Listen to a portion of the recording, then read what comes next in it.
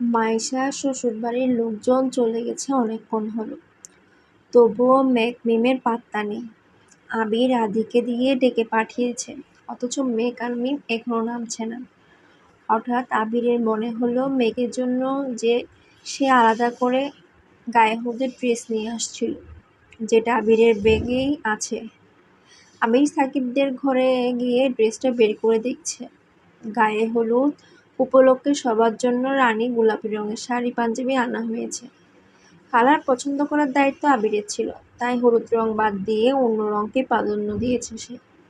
শাড়ি পাঞ্জাবি কেনার দিনই মেঘের জন্য একটি ড্রেস কিনেছিল, কিন্তু বাসায় আসার পর সেই জামা দেখে মন ভরছিল না। তাই গতকাল রাতে মার্কেটে গিয়ে অনেক খোঁজে মেঘের জন্য পছন্দ মতন রানী গোলাপি রঙের একটি ড্রেস নিয়ে আসছে। ড্রেসটা পরলে তার স্প্যারোকে অনেক কেমন লাগবে সেটাই ভাবছে। কিছু একটা ভেবেই নিজের মাথায় হাতটা মেরে আনমনে হেসে ফেলল। ড্রেসটা শপিংয়ে ভরে মালাদের ঘরের সামনে উঠান পর্যন্ত আসতেই মালিহা খান ডাকলেন, এসে থেকে কোথায় ঘুরে বেড়াচ্ছিস? ভাবি বলল আসার পর নাকি অল্প ভাত খাইছিলি। তোর কি খিদে পায় না? পিঠা দিব তোকে, নাকি ভাত খাবি? এখন কিছু খাবো না আম্মু, বিকেলে পিঠা খাইছি, ক্ষুধা লাগলে খাবো, তুমি টেনশন করো না। আবির মায়ের সাথে কথা বলে যেন না ঘুরে ঢুকতেই যাবে, তখনই সামনে মালা হাজির হল। আবিরের কণ্ঠ শুনে নিজ রুম থেকে বেরিয়ে এসেছে। মালা উত্তেজিত কণ্ঠে শুধালো, ভাইয়া তোমার কি কিছু লাগবে? আমায় বলো, আমি এখনই দিচ্ছি। আবিরের হাতে শপিং ব্যাগ দেখে পুনরায় প্রশ্ন করল, শপিং ব্যাগে কি? আবির রাগান্বিত কণ্ঠে উত্তর দিল, সে যাই থাকুক, তোর ভাবতে হবে না। আর আমার কিছু লাগলে আমি নিজে নিতে পারবো, তুই নিজের চরকায় তেল দে। আবিরের রাগান্বিত কণ্ঠ শুনে মালা মাথা নিচু করে মনে মনে বলল, আমারই তো ভাবতে হবে, আমি যে আপনাকে ভালো। আবির ধমক দিল, রাস্তা থেকে সরে দাঁড়া। মালা তড়িঘড়ি করে সরে দাঁড়ালো। আবিরকে যেতে দেখে মালাও নিজের রুমে সাজতে চলে গেছে। আবির বারান্দা পেরিয়ে দোতলায় যাওয়ার জন্য কয়েক সিঁড়ি উঠতেই আচমকা আলতা রাঙা একটা পা চোখে পড়ল। পায়ের মালিক দোতলা থেকে নামছিল। সিঁড়িতে এক পা রেখেই যেন থমকে দাঁড়িয়েছে। আবির স্বাভাবিকভাবে চোখ তুলে তাকাতেই আশ্চর্য বনে গেল।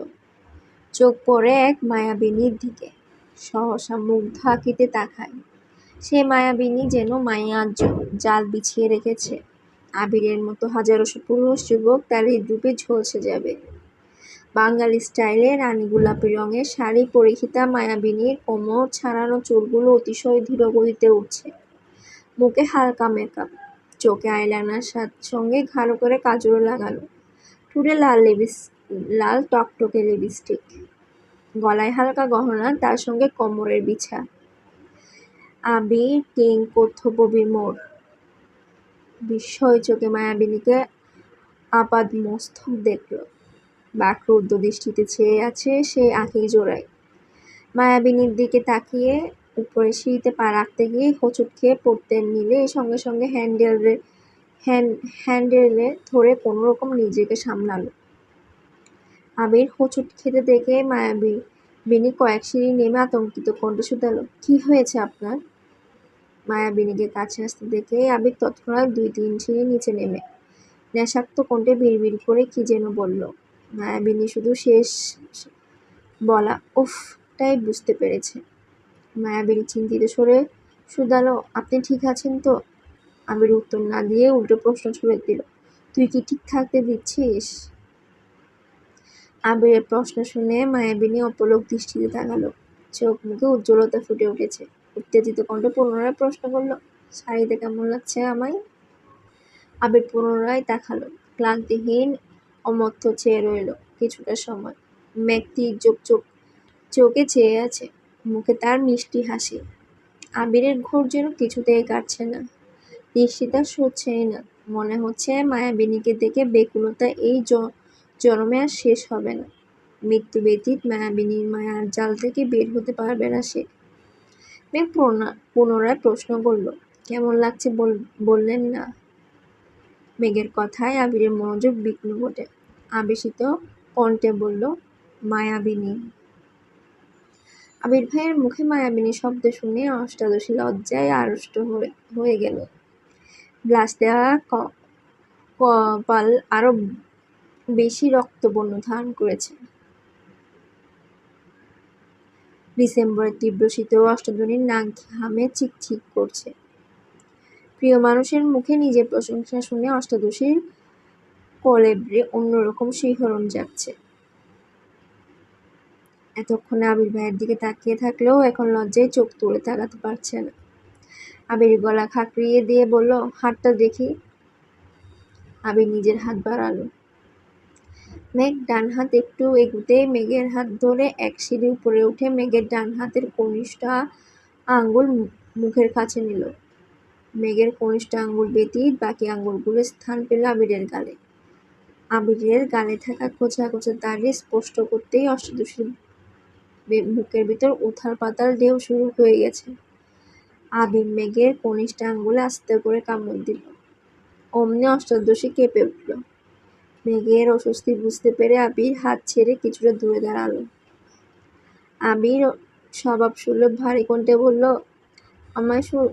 আমায় সুন্দর লাগছিল বলে তুই একদিন নজর কাটিয়েছিলি, আজ আমি কাটিয়ে দিলাম। মেঘ নিস্তব্ধ নীরের দৃষ্টিতে তাকিয়ে আছে। আবির নিজেকে সামলে গভীর কণ্ঠে বলল, মানুষ মারার প্ল্যানটা কার? মানে? তুই তো কোনোদিন শাড়ি পরিসনি, আজ হঠাৎ শাড়ি পরার কারণ কি?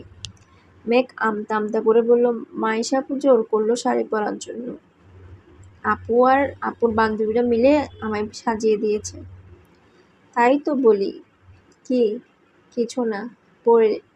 পরেছিস ভালো কথা, কিন্তু তোর জন্য শাড়ি আনা হয়নি। এই যে তোর ড্রেস, শাড়িটা পাল্টে ড্রেসটা পরে নিচে আসবি। মেঘ শপিং ব্যাগটা হাতে নিয়ে একটু দেখলো, তারপর মন খারাপ করে বলল, আনা হয়নি মানে?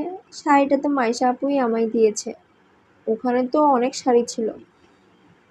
এত বেশি বুঝিস কেন? শাড়ি বেশি থাকলেই কি পরতে হবে? একটু থেমে পুনরায় বলল, তুই এভাবে স্টেজে গেলে মাইশা আপুর বদলে সবাই তোকে হলুদ লাগাতে আসবে। তার থেকেও বড় বিষয়, বিয়ে বাড়িতে এত মানুষ, এত বাজে মেন্টালিটির ছেলে আছে। কখন কোন ছেলে কি বলে ফেলবে, তখন তো গাল ফুলিয়ে কান্না শুরু করে দিবি। আমি তানবীর না যে সর্বক্ষণ তোকে চোখে চোখে রাখবো। কোনো সমস্যা হলে ঠান্ডা মাথায় সমাধান করব। বাই এনি চান্স কোনো ছেলে উল্টাপাল্টা কিছু বললে তখন আমার হাতে উঠে যাবে। আমি বিয়ে খেতে এসেছি, মারপিট করতে নয়। তুই কি চাস তোর জন্য আমি বিয়ে বাড়িতে মারপিট করি? মেঘ ডানে বামে মাথা নেড়ে উচ্চস্বরে বলল, না। আবির মোলায়েম কণ্ঠে বলল, যদি বিয়ে বাড়িতে কোনো রকম ঝামেলা না চাস তাহলে এসব মেকআপ তুলে ড্রেসটা পরে সিম্পল নিচে আসবি। আর যদি মনে হয় সবাই শাড়ি পরেছে তাই তোকেও শাড়ি পরতে হবে, তাহলে এইভাবে যেতে পারিস।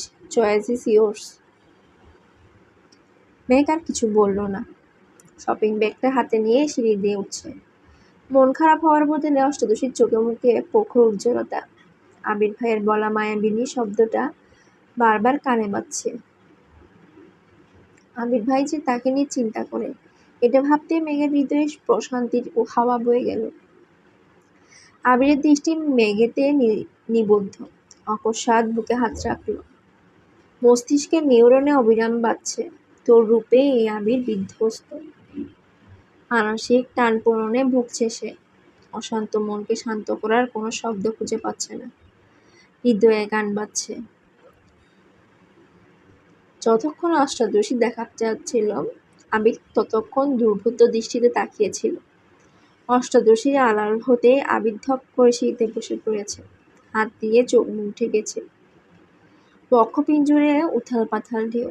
তখনই সাকিব আসছে। আবিরকে সিঁড়িতে বসে থাকতে দেখে চিন্তিত স্বরে শুধালো, কি হয়েছে ভাইয়া, এখানে বসে আছো কেন? আবির চোখ মুখ থেকে হাত সরিয়ে সাকিবের দিকে তাকিয়ে শ্বাস ছেড়ে বলল, সাকিব রে, আমি শেষ। সাকিব আবিরের কাছাকাছি এসে শুধালো, কি হয়েছে বলবা তো?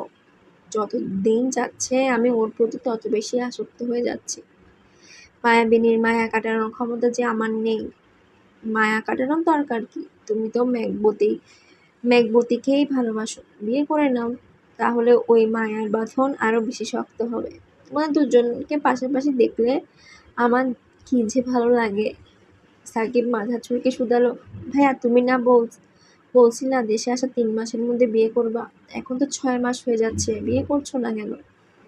বিয়ের কথা শুনতেই আবিরের চোখে মুখে বিষণ্ণতা ছেয়ে গেছে। মামা মামিরা ব্যতীত আবিরের ফুপির ঘটনা আর কেউ জানে না। আবির নিজে থেকে সাকিবকে কিছু বলেনি। আবির সিঁড়ি থেকে উঠে যেতে যেতে বলল, পরিস্থিতি বলতে একটা শব্দ আছে, জানিস তো?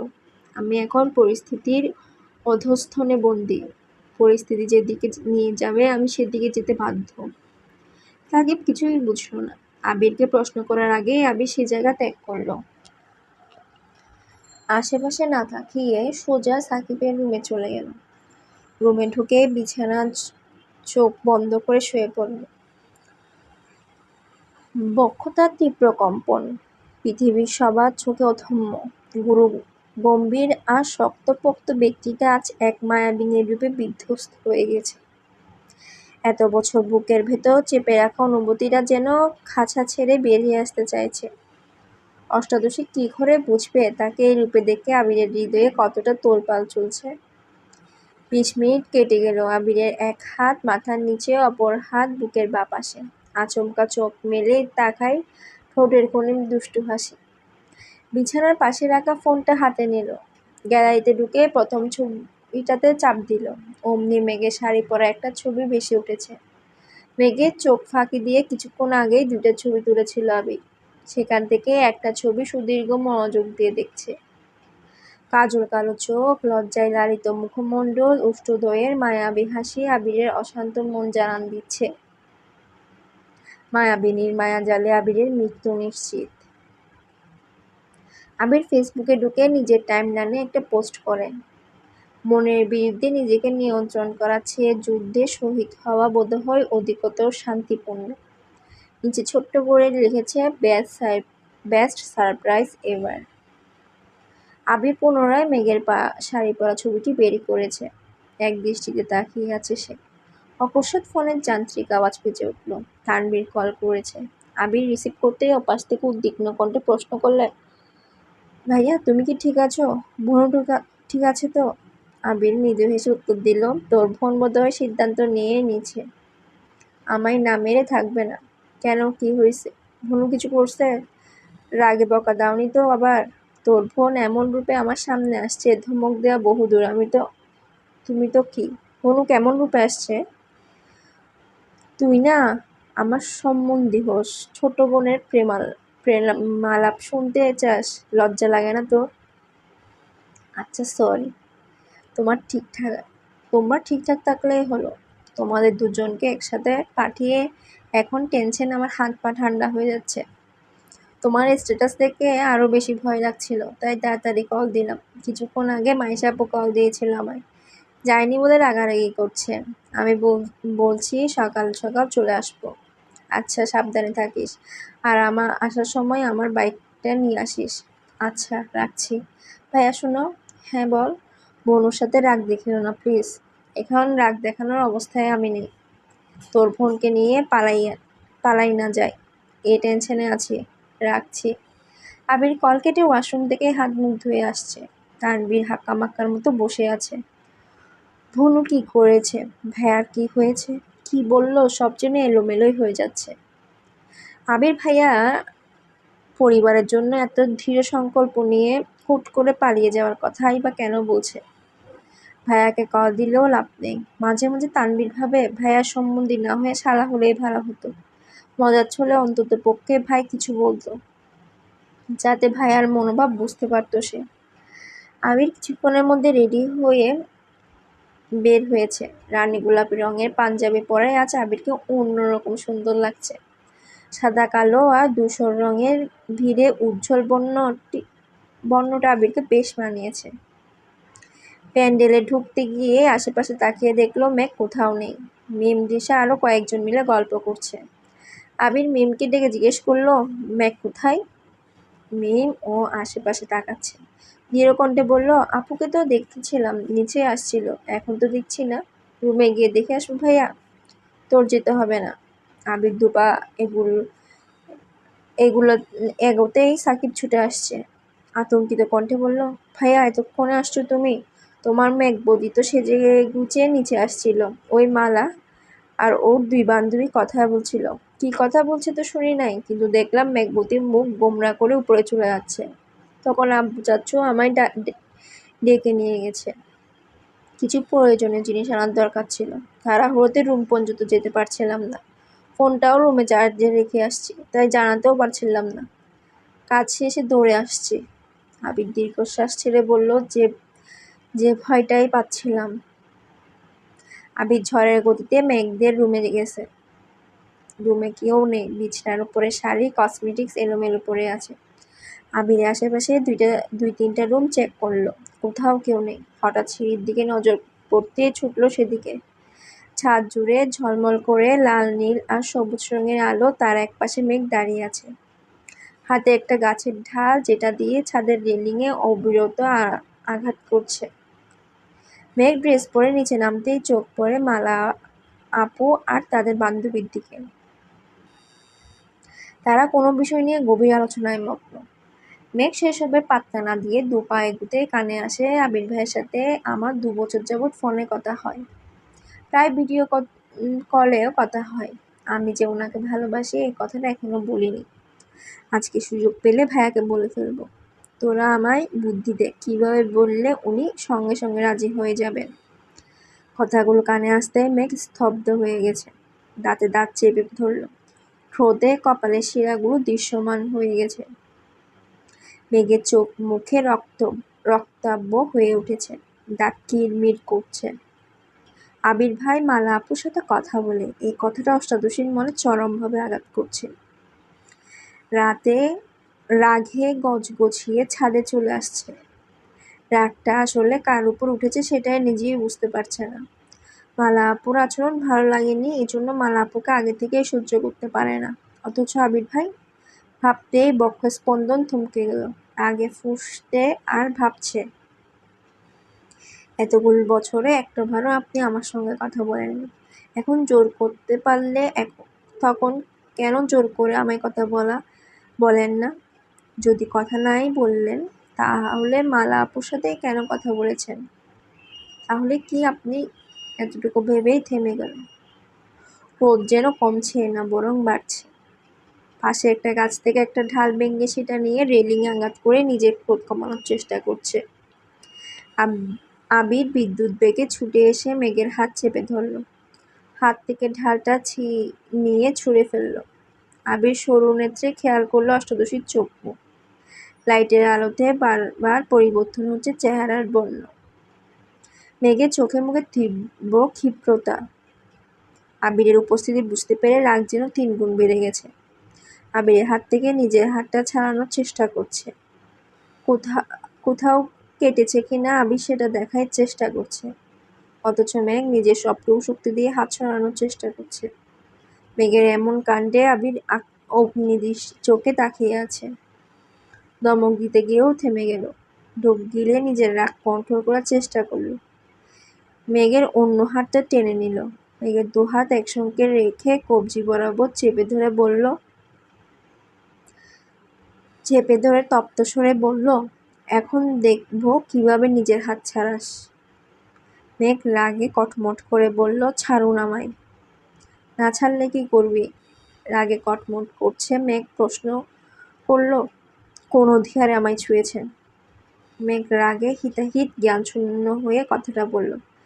আবিরের নিয়ত কণ্ঠ উত্তর দিল, আমায় অধিকারবোধ শেখাতে আসিস না। তোকে ছোঁয়ার জন্য যদি অধিকারনামায় স্বাক্ষর করতে হয়, আমি সেই অধিকারনামায় স্বাক্ষর করে হলেও তোকে ছোঁব। রাগের মাথায় আবিরের কথাগুলো মেঘ শুনল কিনা কে জানে। অতিরিক্ত ক্রোধে মেঘের মাথা ঘুরছে, তবুও শান্ত হওয়ার নাম নেই। মেঘ রাগান্বিত কণ্ঠে পুনরায় চেঁচিয়ে উঠল, আমায় ছাড়ুন বলছি। ছাড়ার জন্য তো ধরিনি, ছাড়িয়ে নিতে পারলেই নে। মেঘ রাগে ফুঁসতে ফুঁসতে বলল, আমি কিন্তু চিৎকার করব। আবির এবার সশব্দে হাসল। মেঘ আশ্চর্য নয়নে তাকিয়ে বলল, হাসছেন কেন? আমি কিন্তু সত্যি সত্যি চিৎকার করব।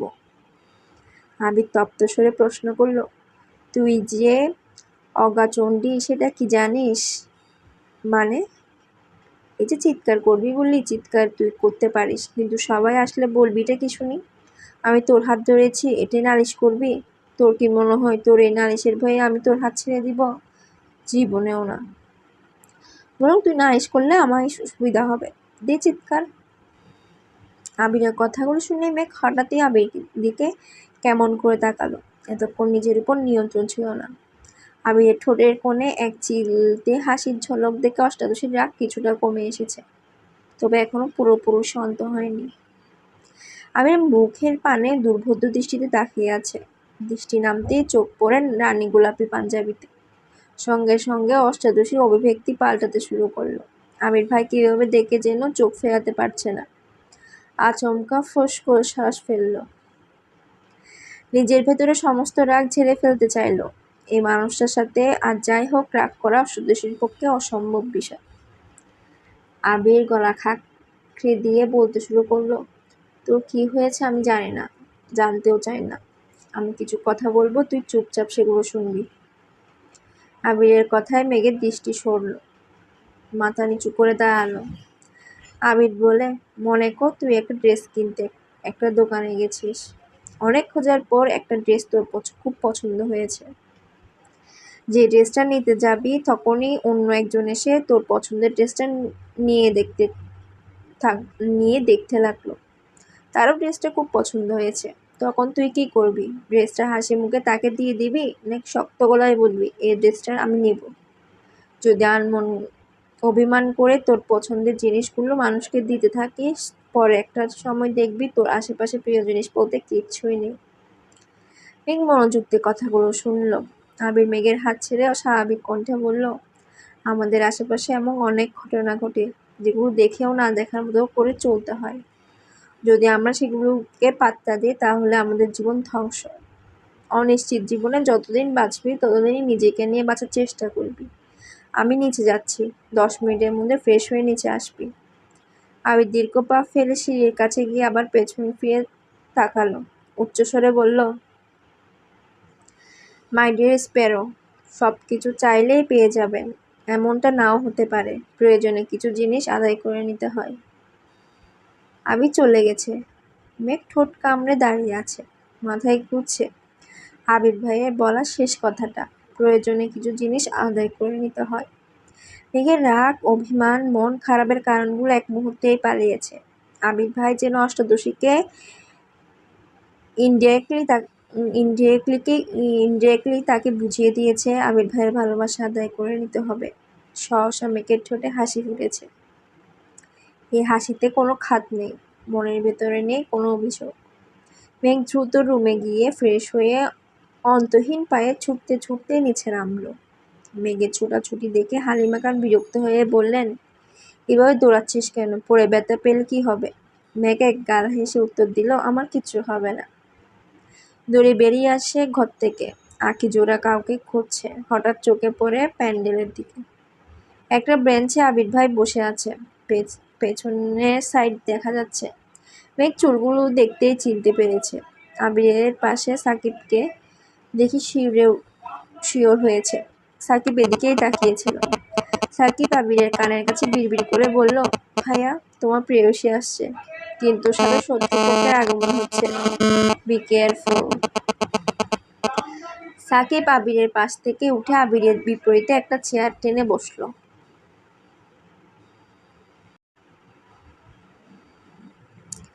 মেঘ আবিরের কাছাকাছি আসতেই চোখে পড়ল মালা একটি ট্রে নিয়ে মেঘের আগে আবিরের সামনে হাজির হলো। কিছু খাবার আর এক গ্লাস শরবত। আবিরের কাছে এসে মালা মোলায়েম কণ্ঠে বলল, ভাইয়া তোমাকে কতক্ষণ যাবৎ খুঁজছিলাম। তুমি তো দুপুরের পর আর কিচ্ছু খাওনি, তাই খাবার নিয়ে আসছি। মালার আহ্লাদী কণ্ঠে আবিরের মেজাজ খারাপ হলো, তবুও স্বাভাবিক থাকার চেষ্টা করল। আবির প্রখর তপ্ত সুরে জানালো, আমি এখন খাবো না, নিয়ে যা। মেঘের রাগ ক্রমে বেড়ে চলছে। গাল ফুলিয়ে আবিরের থেকে কিছুটা দূরে আবিরের মুখোমুখি এসে দাঁড়ালো। সামনে থেকে আবিরকে দেখছে, অথচ আবির কারো দিকেই তাকাচ্ছে না। মালা পুনরায় বলল, খাবারটা খেয়ে নাও প্লিজ। আবির রাগান্বিত কণ্ঠে কিছু বলতে যাবে তার আগে মেঘ আবিরের কাছাকাছি দাঁড়ালো, ঝুঁকে আবিরের মুখোমুখি হলো।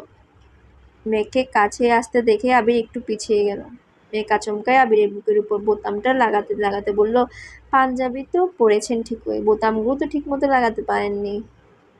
বোতাম লাগিয়ে তাকালো মাথায়, এক মুহূর্তের ব্যবধানে চুলে হাত দিল, দু হাতে চুলগুলো ঠিক করতে করতে বলল, ইস, চুলগুলো এলোমেলো করে ফেলেছে, আমি না থাকলে যে আপনার কি হবে এটা ভেবে পায় না। আবির অবিশ্বাস্য দৃষ্টিতে মেঘকে দেখছে, নিজেকে নিয়ন্ত্রণ করতে নির্মাষ্ট কামড়ে ধরল।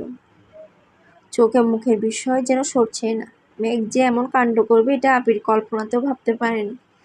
মেঘের কাণ্ডে স্তব্ধ হয়ে গেছে আবির। মেঘ চুল ঠিক করে এক পা পিছিয়ে আবিরকে ভালোভাবে পরোক্ষ করে মোলায়েম কণ্ঠে বলল, এই তো, এখন ভালো লাগছে, মাশাআল্লাহ। কথাটা বলেই ধপ করে আবিরের পাশে বসে পড়ল। সাকিব চেয়ারে বসে তখন বিপুল চোখে সব ঘটনা দেখছিল। ছেলেটা মুখ চেপে হেসে যাচ্ছে।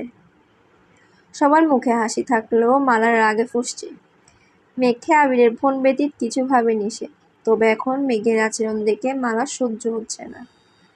মেঘ মালার দিকে তাকিয়ে মুচকি এসে বলল, আপু, আবির ভাই এই সময় কিছু খায় না, কিছু লাগলে আমি এনে দেব, তুমি বরং তোমার বান্ধবীদের সময় দাও। মালার আগে কটমট করে চলে যাচ্ছিল। সাকিব পেছন থেকে ডাকলো, মালা, খাবারটা বরং আমায় দিয়ে যা, আমি খেয়ে তোর জন্য দোয়া করব। মালা হুঙ্কার দিয়ে বলে উঠল, তোর দোয়া আমার লাগতো না। আবির মেঘের দিকে নিষ্পলক দৃষ্টিতে তাকিয়ে আছে। আজ সকাল থেকে যা যা ঘটছে আবির তারপর আর কোনোভাবেই নিজেকে সংযত রাখতে পারছে না। মারা চলে যাওয়ায় মেঘও আবিরের দিকে তাকালো। চোখে চোখ পড়তে আবির ভ্রু নাচালো। মেঘ নিঃশব্দে হাসলো। কাজল কালো চোখ সাথে অকৃত্রিম হাসিতে আবির ঘায়েল হয়ে গেছে। নেশাক্ত কণ্ঠে শুধালো, এটা কি ছিল? মেঘ হাসি মুখে উত্তর দিল, আপনি বুঝবেন না। আবির ভ্রু কুঁচকে তাকাতেই সাকিব বলে উঠল, ভাইয়া, শুধু হাতে পায়ে লম্বা হলেই হয় না, বুদ্ধিও প্রয়োজন হয়, তোমার উচিত মেঘবতী থেকে কিছু বুদ্ধি ধার নেয়া। আবির মেঘের দিকে তাকিয়ে থেকে মুচকি হেসে জানালো, আমিও তাই ভাবছি, এখন থেকে যখনই বুদ্ধির প্রয়োজন হবে তখনই ওর কাছে যাব। মেঘ আবিরের মুখের পানে চেয়ে ভেংচি কেটে উঠে চলে গেছে। আবির নিঃশব্দ হাসছে আর অষ্টাদশী প্রশস্থান দেখছে। আবিররা যেখানে বসেছে তার পেছনে কিছুটা দূরে গায়ে হলুদের স্টেজ। মিম, দিশা আরো কয়েকটা মেয়ে সেখানেই বসে আছে। মিমকে দেখে মেঘও সেখানে গিয়ে মিমের পাশে বসেছে। সাকিব চেয়ার থেকে উঠে এসে আবিরের পাশে বসতে বসতে মোবাইল এগিয়ে দিয়ে বলল, নাও তোমার ভিডিও আর ছবি ঠিক আছে কিনা দেখো। আবির টেনে টেনে সবগুলো দেখছে। মেঘের ভেংচি থেকে শুরু করে আরো অনেক ছবি তুলে ফেলেছে। একটা ছবিতে দুজন দুজনের চোখাচোখির দিকে তাকিয়ে আছে। একটা ভিডিও করেছে, ভিডিওতে বোতাম লাগানো, চুল ঠিক করার দৃশ্য। স্লিপ আস্তে করে বলল, ভাইয়া, আমার কিন্তু খুব রাগ উঠছে। আবির ফোনটা পকেটে রেখে বলল, কেন? আবির ঘাড় ঘুরিয়ে তাকাতেই দেখলো মেঘ সবার সঙ্গে কথা বলছে আর হাসছে। সাকিবের কাঁধে কাঁধ রেখে আবির মেঘকে দেখছে। সাকিব ঠান্ডা কণ্ঠে বলল, তোমাদের লুকোচুরি প্রেম আর কতদিন চলবে? জানি না। কি যে কিছু বলতেই পারো না, তোমার খারাপ লাগে না? খারাপ তো লাগে, ওর জন্য কত নির্ঘুম রাত কাটে আমার। ও যদি জানতো নির্ঘুম রাত কাটিয়ে সকালবেলা ওর মায়াবী আঁখির জোড়া দেখলে মনে হয় আরো শত শত রাত নির্ঘুম কাটাতে পারবো। সাকিব মজা করে বলল, আহারে ভালোবাসা।